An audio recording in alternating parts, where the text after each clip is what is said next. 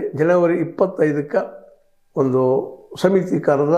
ಆ ಸಮಿತಿಯಲ್ಲಿ ಅದರ ಸಂಚಾಲಕಿಯಾಗಿ ಕುಸುಮಾವತಿ ಅವರನ್ನು ಅಂದರೆ ಈ ಸೌಜನ್ಯಾಳ ತಾಯಿಯನ್ನು ಸಂಚಾಲಕಿ ಮಾಡಿ ಎಲ್ಲರಿಗೂ ಒಂದು ರೂಪರೇಷೆ ತಯಾರು ಮಾಡುವಂಥದ್ದು, ಒಗ್ಗಟ್ಟಿನಿಂದ ಹೋರಾಟ ಮಾಡುವಂಥದ್ದು, ಇಡೀ ಸಮುದಾಯ ಎದ್ದು ನಿಲ್ಲುವಂಥ ಹೋರಾಟ. ಇದು ನಿಜವಾಗಿಯೂ ಸರ್ಕಾರಕ್ಕೂ ಎಚ್ಚರಿಕೆ ಹರಗಂಟೆ ಇದು ಅಂತ.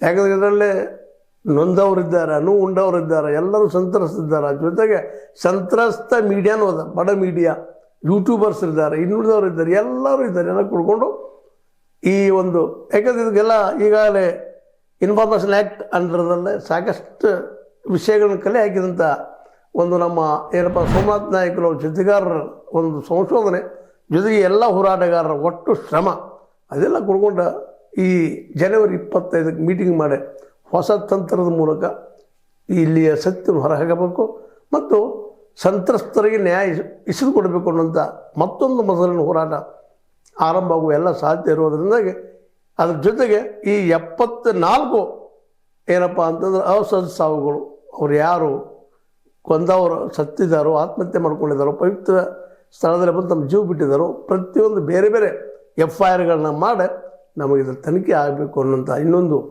ಈ ಹೈಕೋರ್ಟಲ್ಲಿ ಕೇಸ್ ಕುಸುಮಾವತಿ ಮತ್ತು ನಮ್ಮ ಬಹಳ ಬುದ್ಧಿವಂತ ಮತ್ತು ನೋವನ್ನು ಉಂಡು ಬೆಳೆದಂಥ